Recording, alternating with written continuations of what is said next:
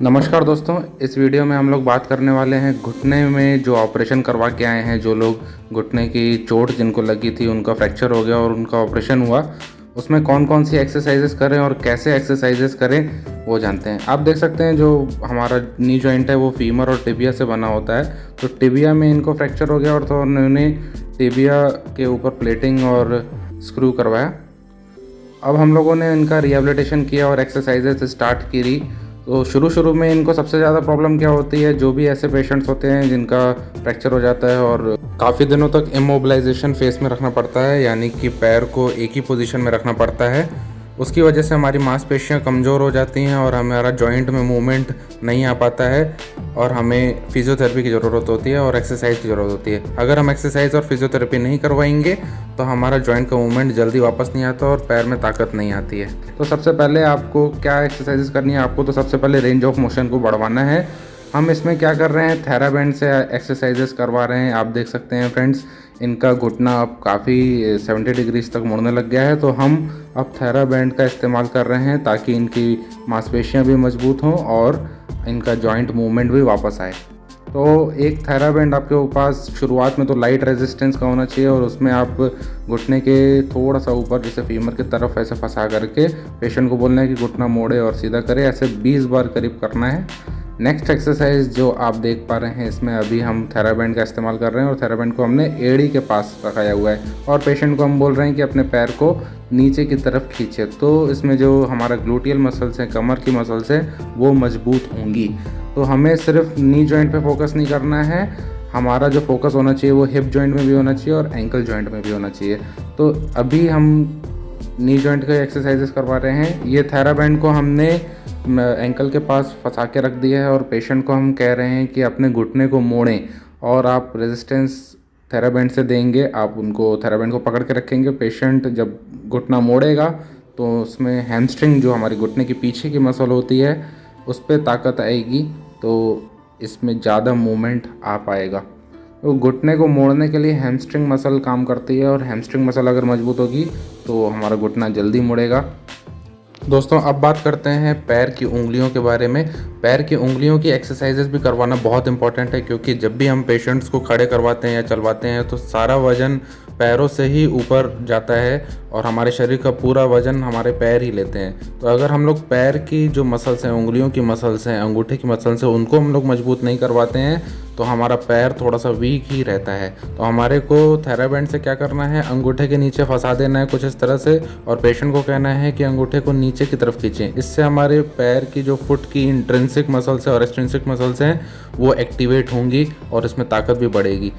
अगर आपको उंगलियों की भी एक्सरसाइजेस करवानी है और ये ग्रेट टो एक्सटेंशन साथ में जो बाकी के टोज एक्सटेंशन है, उसके लिए आपको थेराबैंड को ऊपर से फंसा करके नीचे की तरफ आपको खींचना है और पेशेंट को कहना है कि अपने उंगलियों को ऊपर की तरफ खींचें। एक बार उंगलियों की एक्सरसाइजेस करवानी है 20-20 बस करके और एक बार अंगूठे की एक्सरसाइजेस करवानी है पैर की 20-20 रेपिटेशंस। इससे क्या होगा, हमारे पैर की फुट की इंट्रिंसिक और एक्सट्रिंसिक मसल्स की एक्टिवेशन होगी और उसमें ताकत आएगी और पेशेंट को चलने में भी आसानी होगी और पेशेंट के पैर में वजन डलना भी स्टार्ट होगा और पेशेंट का कॉन्फिडेंस भी इंक्रीज हो गया, क्योंकि इससे क्या है, ताकत इंक्रीज हो जाएगी।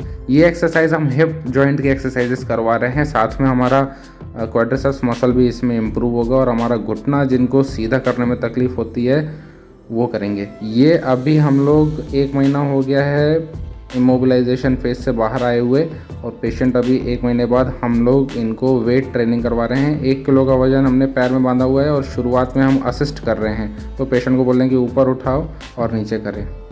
नेक्स्ट एक्सरसाइज हम लोग जो हमारे हिप रोटेटर्स हैं, एक्सटर्नल रोटेटर्स, हम लोगों ने थेराबैंड बांध दिया है दोनों घुटने के थोड़ा सा ऊपर और पेशेंट को हम लोग बोल रहे हैं कि अपने बटरफ्लाई मूवमेंट करें, अपने दोनों घुटनों को बाहर की तरफ लेके जाएं।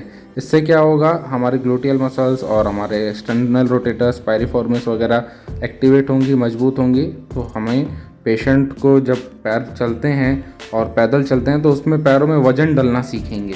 ये मसल्स बहुत इंपॉर्टेंट होती हैं, हिप की मसल्स को स्ट्रेंथनिंग करना। अगर हमने हिप की मसल्स स्ट्रेंथनिंग नहीं किया है, ताकत नहीं लेके आई है, तो हमें लंगड़ा के चलना पड़ता है और अगर आपको लंगड़ा के चलने से बचना है तो इस मसल्स को भी स्ट्रेंथन करना बहुत ज़रूरी है।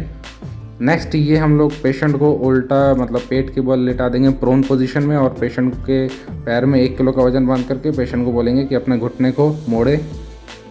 पहले जो हम लोग कर रहे थे वो असिस्टेड मूवमेंट था, यानी कि थेरेपिस्ट सपोर्ट करता है मूवमेंट करवाने में और थोड़ा सा हेल्प करता है ताकि उनका घुटना पूरा मुड़े और जो वजन है वो उनको ज़्यादा ना लगे। ये वाला जो मूवमेंट है ये रेजिस्टेड मूवमेंट है, रेजिस्टेड एक्सरसाइज। इसमें 1 किलो के वजन से पेशेंट के मसल्स को रेजिस्टेंस मिल रहा है और पैर ऊपर उठ रहा है।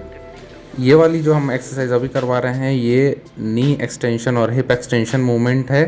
इसमें हमारा पूरा ग्लूटियस मैक्सिमस का काम हो रहा है और ये भी हम लोग असिस्ट कर रहे हैं। आप देख सकते हैं थेरेपिस्ट इसमें हमारे पेशेंट को पूरा सपोर्ट दे रहा है और सपोर्ट देने के ही साथ साथ ये मूवमेंट हो रहा है। इसको हम लोग असिस्टेड मूवमेंट कहते हैं।